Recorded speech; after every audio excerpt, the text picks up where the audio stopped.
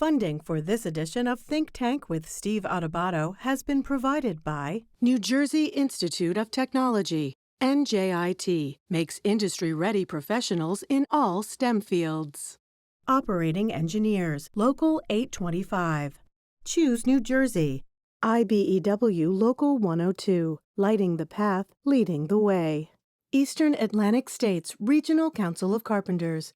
The New Jersey Economic Development Authority. The Port Authority of New York and New Jersey, moving the region through air, land, rail, and sea. Holy Name. This place is different.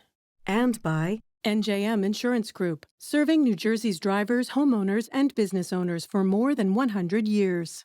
Promotional support provided by NJ Biz, providing business news for New Jersey for more than 30 years, online, in print, and in person. And by New Jersey Globe.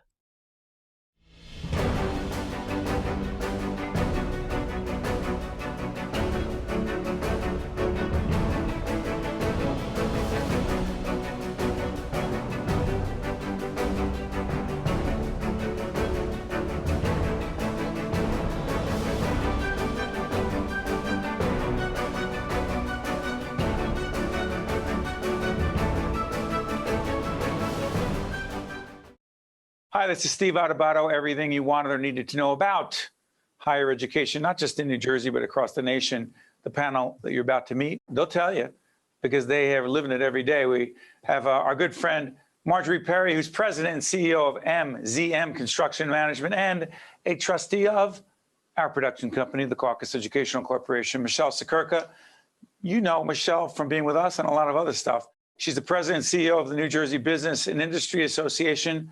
And we're honored to also have Dr. Brian Bridges, New Jersey Secretary of Higher Education. Good to have you all with us. Good to see you, Steve. Mr. Secretary, let me ask you this. The state of higher education in New Jersey, give us your assessment, particularly as we go into May 2022. This will be seen later. How are we doing in higher ed, particularly dealing with COVID and beyond? Sure. Well, thank you, Steve, for the invitation and being here. The state of higher education in New Jersey is strong. The Murphy administration has invested over $150 million in new additional funding in higher education during his term in office. And we're working to make college more affordable through initiatives like our Community College Opportunity Grant and our Garden State Guarantee, which is launching this fall. So we are happy to say that students have more opportunity to attend college and university in New Jersey than they ever had before. And our institutions have been buoyed a bit by the federal investments through the coronavirus relief packages, as well as the Higher Education Relief Fund and Emergency Relief Fund. And so they're coming out of the pandemic and looking to try to strengthen their position and bring more students back to campus. Appreciate that. Michele, let me ask you before I go to Marjorie. Is there any part of what the secretary said that you see differently in terms of the higher ed environment in New Jersey? I wouldn't say differently. I'd say that, we've had our eye on affordability and attractability to keep our next generation worker here in the state of New Jersey, and we see strides in that direction. I will say that we see good collaboration between business, academia, as well as bringing in our students. And when we talk about academia, we talk about, K-16 and beyond. We're proud to be in a partnership with the New Jersey Community College Consortia with an $8.5 million grant on career pathways and high demand jobs. I want us to come back, though, to that issue about what we're doing to focus specifically on in-demand jobs, because I think that's a critical point for us right now. We're going to come back to that, but Marjorie, let me ask you. There's a lot of issues here, and let everyone know what MZM Construction and Management is, and then I'll come back to my question. Let everyone know, Marjorie. We are a construction and engineering company that works on very high-profile projects throughout the United States of America, primarily the East Coast, infrastructure projects, airports, hotels, et cetera. But Marjorie, let me ask you this, and I won't personalize this other than the fact that I know that we're not alone in this. I very much wanted our children to go to New Jersey institutions of higher learning. I'm a Rutgers grad, Montclair State undergraduate. I did my graduate work, blah, blah, blah, blah, blah, at Rutgers. That didn't happen. 2 at Fordham, 1 about to go to college, and let's just say it's likely he's not going to wind up in a New Jersey school. The so-called brain drain. Even for those of us who are bullish on New Jersey, we're losing too many of our kids, they're young adults, to institutions of higher learning in other states. Am I exaggerating that, Marjorie Perry? No, no. You know, the issue that we have with our higher education today is that we have great schools. There's no question about that. I'm a graduate of Kane University and NJIT. Oh, did I drop Harvard in there? No, but anyway. Okay, no, yeah, you did that last time. Check out our last interview with Marjorie where she brags about Harvard. Go ahead. But things have changed now. I just had a parent that called the other day who Delaware State is offering their kid to come to Delaware University and offered them $20,000. I could only get $6,000 out of one of our state schools here. That's where we're going to start seeing the brain drain. So what I did was move some of my scholarship dollars over to save this kid to stay in the state of New Jersey. He was out. But that's one at a time, Marjorie. That's not policy. That's great that you did that. But what do we need to change, Marjorie? And I'll come back to Michele in a second. I think that someone like Dr. Bridges, Michele, people like myself, other CEOs of universities, we have to sit down and do a think tank among ourselves, businesses, industry, what we need. Michele and I were on a board last week about labor shortage. Right. A lot of kids don't want to they don't care if you're giving them free college. They are not interested in going to school right now. So you have a tripod of issues coming at the same time. If my son can get $80,000 over at Delaware State, he's going to go there. Talked to someone last night, their kid is getting more money to go to Drexel. So we have to come up with some kind of policy effectively so Dr. Bridges can go back to the administration and say, hey, listen, if we want to keep and retain, these are some of the new ideas we need to come up with and be adaptive and be clear about that. Michele, I'll come back to you. But Dr. Bridges, this isn't the first time you've heard this. And you're not responsible for all of it. You can't pull this off by yourself. But if other universities and colleges and other places around the country are offering, they're just saying, come on, and we're going to show me the money. Okay, New Jersey is not doing that, can't do that. But you were just saying that the funding levels have gone up. But those who say it's very hard to compete. Go ahead, Secretary. Well, thank you for the opportunity to address this issue around out-migration, because it's technically a bit overstated. And it is a bit overstated. And actually, I testified in front of the Assembly for our budget hearing yesterday. And this came up. This is a regular topic of conversation. And when you look at the out-migration issue, it's a complex matter that have several factors at play. One, the incredible quality of K through 12 schools in New Jersey makes our students prime targets for offers from around the country. Two, we have a high income state where there are several families who can't afford to send their kids out of state. And, you know, when these kids come from privilege, they often want to go and venture out and do something different, like go to Harvard or go to other schools in other places. But Harvard's gotten enough plugs for Harvard. They don't need any more. No, they don't need any more. But then third, also, the nation is experiencing a decline in secondary school enrollments, leading to increased competition for students, as has been pointed out already.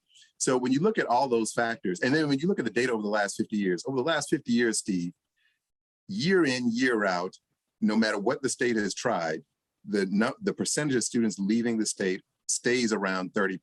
Around a third of the students who graduate from high school every year leave the state to go elsewhere.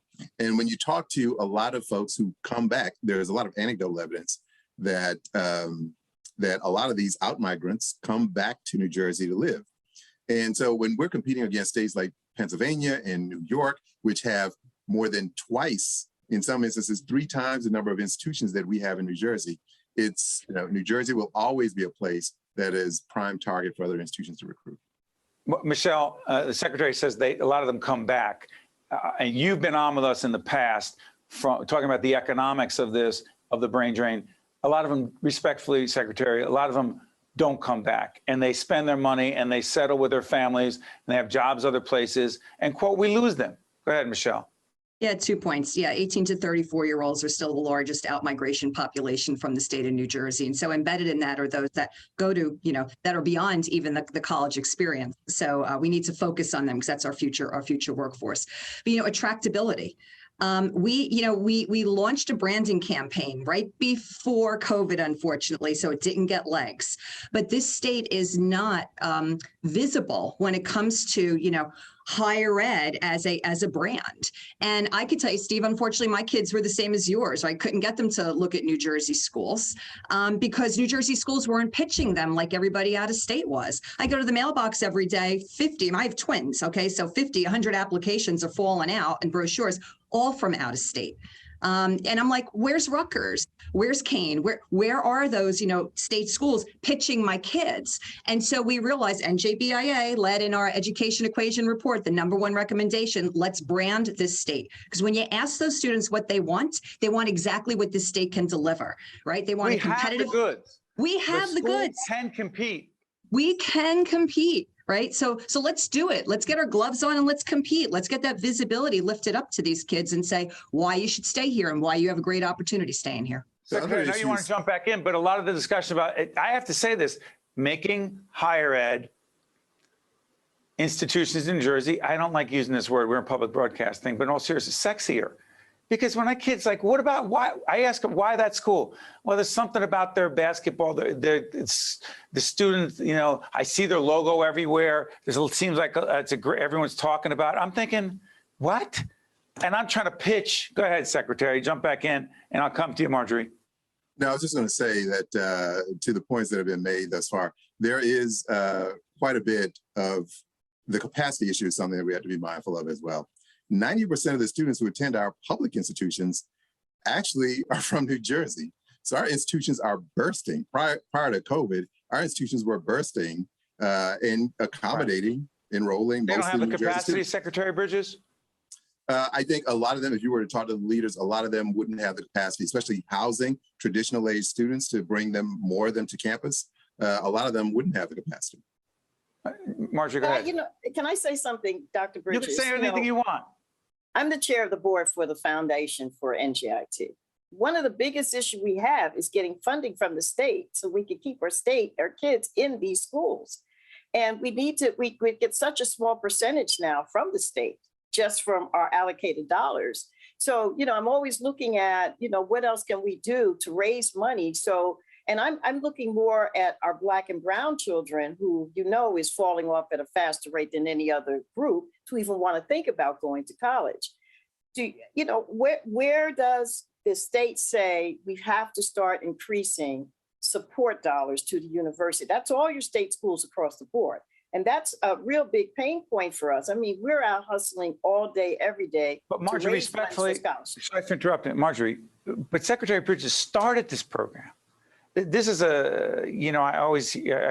a fan of the term separate realities. It comes from Dr. Richard Carlson in his book, Don't Sweat the Small Stuff. I said, what are separate realities? Well, Secretary Bridges was saying that the Murphy administration is spending more in higher ed. It's significant. And you're saying we're out there. Well, we haven't seen it yet. So maybe it's coming. But Secretary, if there are separate realities. Yes, we've increased operating aid to institutions, and actually with our new outcomes-based allocation funding formula, NJIT will see an increase. Now, if you're looking for a $200 million increase, that's probably not going to happen. Dr. Bridges, why not? That'd be great. Listen, it sounds like Marjorie's lobbying right here on public television. Yes, she is. Yes, the state has lots of obligations. But I will say that we've invested significantly in our students. And New Jersey actually awards more student aid dollars per student than any other state in the country. To see more Think Tank with Steve Adubato programs and to listen to Think Tank with Steve Adubato, the podcast, visit us online at steveadubato.org. If you would like to express an opinion, email us at info@caucusnj.org. Find us on Facebook at facebook.com/Steve Adubato, Ph.D. and follow us on Twitter at Steve Adubato. NJM Insurance Company has been serving New Jersey policyholders for more than 100 years. But just who are NJM's policyholders? They're the men and women who teach our children, the public sector employees who maintain our infrastructure, the workers who craft our manufactured goods, and New Jersey's next generation of leaders, the people who make our state a great place to call home. NJM, we've got New Jersey covered.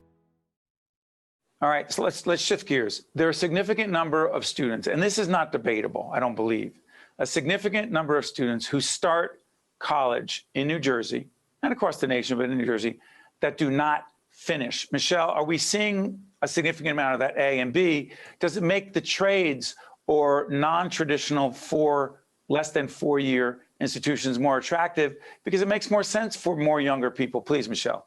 Yeah, so let me say, I believe in lifelong learning, but I have really come to understand that it does not need to be the usual trajectory of straight up K-16, like the way I came up. Okay, I'm an attorney by trade, so I believe in lifelong learning.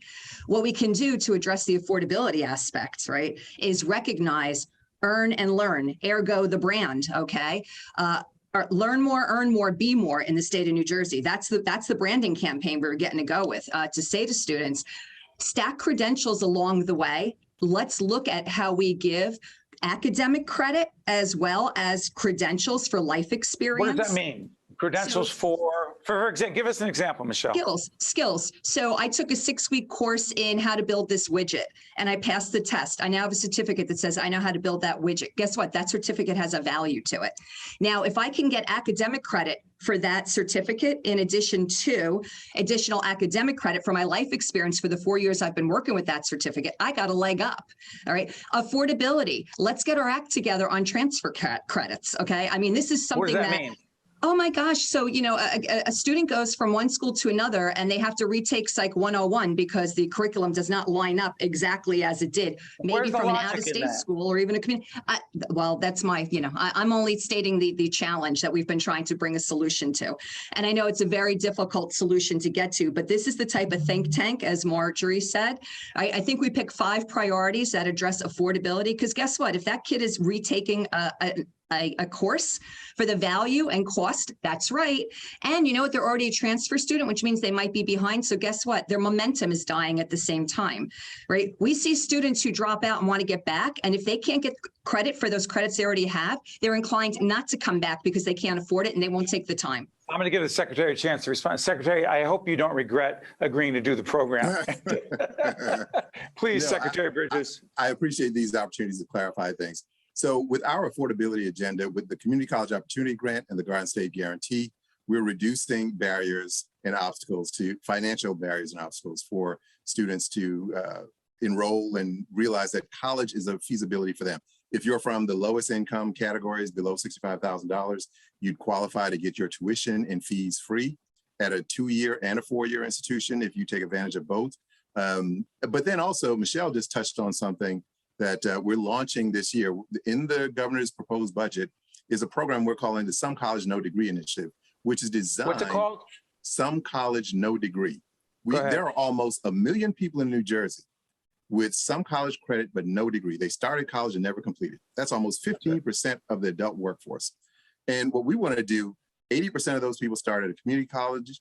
We want to re-engage them this year. We want to track them down, identify them, provide them personalized re-enrollment supports. And one of the things we want to do is to shorten their time to degree by awarding credit for work experience through prior learning assessments. Exactly what Michele just talked about. Michele, excuse me, Marjorie, I'm going to give you 30 seconds, if you could, the trades and higher education, because that's a world you know very well, please. As far as I'm concerned, Michele was dead on what she just said. We have to start looking at alternative pathways to a degree. And we have to bring the trades in. We have to have them with some skill set, because theory and practicum is not lining up. That's why we have a work shortage that we have today. So if somehow we can continue to combine that and ship-shape the curriculum, we'll be good to go. I think that'll be a great opportunity for our kids. Marjorie, thank you. Michele, thank you. Mr. Secretary, thank you. The future of higher education, let's just say this, is a topic worthy of discussion. That's all I'm going to say. So thanks to all of you. Stay with us, folks. We'll be right back. To see more Think Tank with Steve Adubato programs and to listen to Think Tank with Steve Adubato, the podcast, visit us online at steveadubato.org. If you would like to express an opinion, email us at info@caucusnj.org. Find us on Facebook at facebook.com/Steve Adubato, Ph.D. and follow us on Twitter at Steve Adubato. NJM Insurance Company has been serving New Jersey policyholders for more than 100 years. But just who are NJM's policyholders? They're the men and women who teach our children, the public sector employees who maintain our infrastructure, the workers who craft our manufactured goods, and New Jersey's next generation of leaders, the people who make our state a great place to call home. NJM, we've got New Jersey covered. We are honored now to be joined by Dr. Rod Priestley, Dean of the Graduate School at Princeton University and Professor of Chemical and Biological Engineering. Good to see you, Professor. Great to see you too, Steve. Delighted to be here. You got it. I'm gonna jump right into this. You have been involved in innovation research, hold several patents, right? Correct. One of them is around a water purification system. Talk to us about what that is, because Newsweek made a big deal about it, because it is a big deal. Please, Dr. Priestley. Great. What we developed in my lab was a new material that allows you to purify water from impaired sources, not utilizing electricity, but utilizing sunlight. So you can think of it like a big sponge. When you bring this sponge in contact with an impaired water source, it absorbs only pure water and filters out all of the impurities, say all of the leads, all of the nitrates, all of the bacteria. Then when you take this sponge and you expose it to sunlight, it squeezes out all of that pure water. So now you have access to pure water. And the beauty, again, about this technology is that you can run it off a sustainable energy source, and it's also modular. So you can scale it up, but you can also use it as point of source. Have you always been fascinated by science, biology, engineering, et cetera? Have you always been fascinated by it?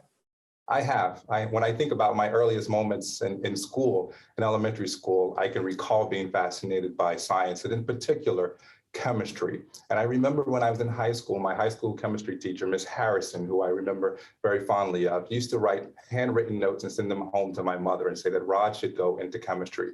I never thought I would, and surprisingly I did, and not chemistry itself, but chemical engineering, which really merged my interests in chemistry as well as kind of the quantitative sciences. Where'd you grow up?